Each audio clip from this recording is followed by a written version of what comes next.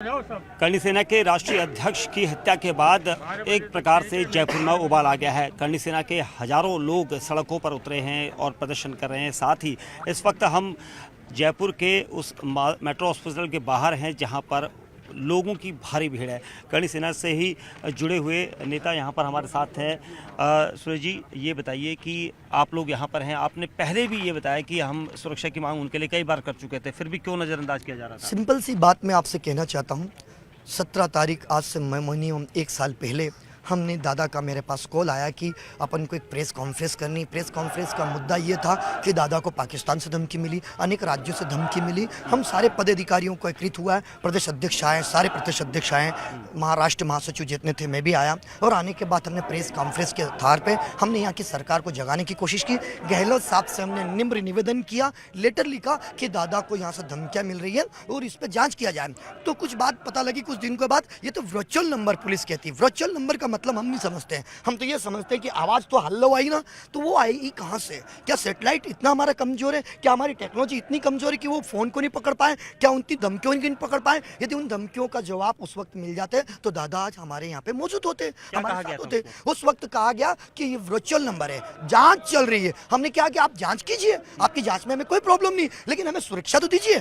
तो इनकी जूं तगात नहीं रहेगी। एक हवलदार ने दिया, 2 हवलदार ने दिया, कोई सिक्योरिटी की मांग नहीं हुई। फिर अगले महीने फिर हमने पदाधिकारियों ने मीटिंग करके हमने कोशिश की कि क्यों ना हम राजपूत एकता इनको फिर से दिखाएं। और हम सब ने केसरिया महापंचायत की, और केसरिया महापंचायत का एक ही एजेंडा था कि दादा सुखदेव दादा को हमें उन्हें सिक्योरिटी प्रोवाइड मिले, उनके परिवार को सिक्योरिटी मिले। और कई अनेक धमकियां दुश्मन उनकी साजिश पे साजिश रचते जा रहे थे। यहाँ तक भी पता लगा था कई हथियार उनको मारने के लगातार आते जा रहे। वो हथियार कहाँ से आए, उसके पास कहाँ से जवाब हुआ? और फिर भी जूं नहीं रंगी, क्योंकि इन्हें अपनी सत्ता का रंग में और अपनी सत्ता में गहलोत साहब इतने मगन थे कि उन्हें यह नहीं पता चला कि एक शूरवीर राजपूत को एक छोटा सा हवलदार दिया जाए। हवलदार ने तगात नहीं दिया। सुरक्षा आज का दिन उन्हें खुशी मिल रही होगी, क्योंकि उन्हें सोची समझी साजिश से ये हत्या हुई नहीं, करवाई गई है।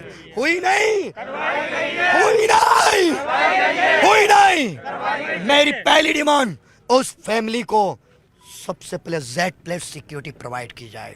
दूसरी डिमांड, हमारी छोटी छोटी भतीजी, एक 8 साल की, एक 12 साल की भतीजी का भविष्य उज्जवल क्या होगा? कौन है उनके साथ लड़ने वाला? कहाँ है उनके? कोई ही नहीं, हमारे अलावा कौन है? यदि हम नहीं लड़ेंगे, हम राजपूत नहीं लड़ेंगे, तो हम कौन लड़ेगा? क्या दादा का इतना कसूर था कि जम्मू कश्मीर में जाकर तिरंगा को लहराना? क्या दादा का इतना कसूर था कि इन सूरवीरों के खून में एक रफ्तार दौड़ते हुए हिंदुत्व को जगा के तिलक करना क्या होता ये सिखाना होता? और ये सिखाना होता कि राजपूत का मतलब राष्ट्रपुत्र होता है। राष्ट्रपुत्र की परिभाषा होती सारी समाज में हम समा जाएं, और सारी समाज में हम समा जाए, और सारी समाज हम में समा जाए। क्या ये दोष था? क्या तिरंगा लहराना दोष था? क्या भगवा का लहराना दोष था? क्या हमारी माता बहनों पर आवाज उठाना दोष था? क्या हमारे इन फिल्मी हो सकता है, ओ माय गॉड, हो सकता है, मैं कहता हूँ ये फिल्मी दुनिया का भी राज हो सकता है, क्योंकि दादा ने चुन चुन के हमारे इतिहास चोरी करने वाले को, और चुन चुन के इतिहास को, बदमाशों को, जो बगाड़ने वालों को तमाचा मारा था। हो सकता है उसकी साजिश हो।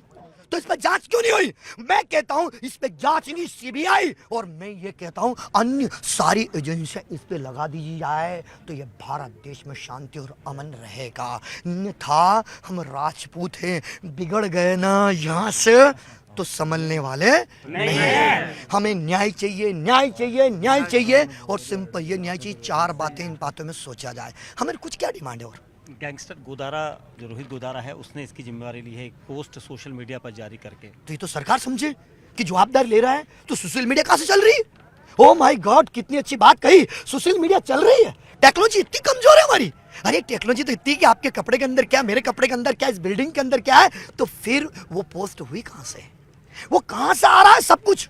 क्योंकि दादा को, उनको चाहते थे कि दादा को किसी भी तरह से खत्म करें, क्योंकि दादा गौ माता का मुद्दा उठाते थे, दादा हिंदुत्व का मुद्दा उठाते थे, दादा फिल्मी दुनिया में हमारे इतिहास को तोड़ने वालों को थप्पड़ मारते थे, हमारे इतिहास को चोरी मारने वालों को समझाते थे। दादा हिंदुत्व के उन बच्चों को ये सिखाते थे कि तुम हिंदू हो और तुम राजपूत हो। राजपूत जिन्हें रियासतें दान दिए इतने कमजोर नहीं है, इन्हें आरक्षण दिया जाए और सर्व समाज अधिकार दिया जाए, सबको कॉमन कर दिया जाए। इन मुद्दों को शायद हो सकता है इनमें से एक मुद्दे वाले ने साजिश रखकर सरकार से मिलकर प्रॉपरली, गैंगस्टर से मिलकर प्रॉपरली जवाब दिया। ये समझ में नहीं आ रही हमें क्या?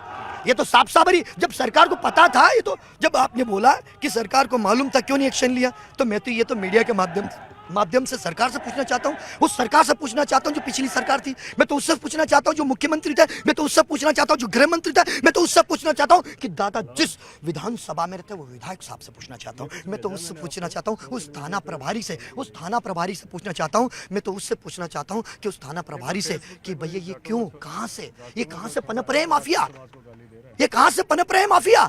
और एक और बात बताना चाहता हूँ, हमने अभी उग्र आंदोलन नहीं किया, हमारा नाम से हो सकता कोई कर दे, उसकी जांच, उसकी चीजें, उसकी समस्याएं, उनकी चीजें समझे। और यदि ये मीडिया चाहती है ना, तो मैं आपसे एक विनती करता हूं, सच का साथ देकर उधेड़ कर फेंक दो। ये मौका है राष्ट्रभक्ति का कि एक इंसान को सफाई और उसको न्याय दिलाने का।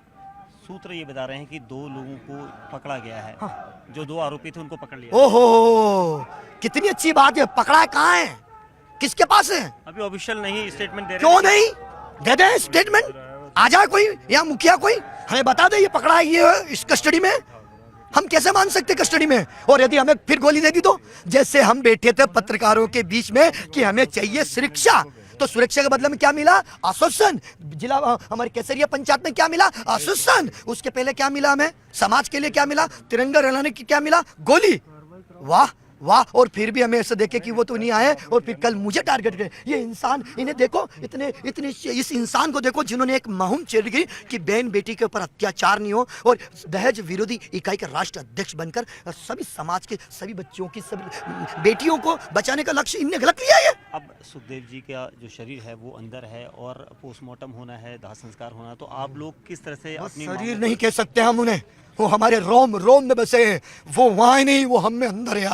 आज वो हमारे अंदर है। हम कहते हैं वो हैं, हम हैं, और हम हैं, और यदि उन्हें इंसाफ नहीं दिला सके तो हमें रहने का कोई बेकार नहीं। हम तो खुद, जैसे कहते सती होती थी, हमें तो खुद को आग जला के मार देना चाहिए। फिर हम दादा को हम अग्नि समर्पित नहीं करेंगे जब तक हमें 5 हमारी मांगे। नंबर 1, सबसे पहले हमारे परिवार को Z+ सिक्योरिटी, और हमारी दोनों भतीजियों को न्याय दिला जाए। छोटी छोटी भतीजी है, एक 12 साल की, एक 8 साल का, उसके भविष्य उज्जवल हो। हमारी माँ जैसी समान, सीता समान हमारी भाभी को सुरक्षा के साथ उसका उज्जवल भविष्य, और साथ में गारंटी कि ऐसे किसी पद अधिकारी के साथ नहीं किया जाए विथ लेटर। और ऐसे पद अधिकारी, ये भी राष्ट्र अध्यक्ष है, और जरा सी भी भनक मिली तो इन्हें भी सिक्योरिटी प्रोवाइड करे। मेरे को तो मेरी सिक्योरिटी काफ़ी है, मैं भी रखता हूँ, अपने लेवल में रखता हूँ, लेकिन दादा ये सुरेश सिंह हैं, और इनका ये पूरा दावा है कि इस पूरे मामले पर जब तक सरकार या पुलिस प्रशासन आरोपियों तक नहीं पहुँच पाती, उनका गिरबान नहीं खींच पाती है, तब तक वो इसी तरह से प्रदर्शन करते रहेंगे।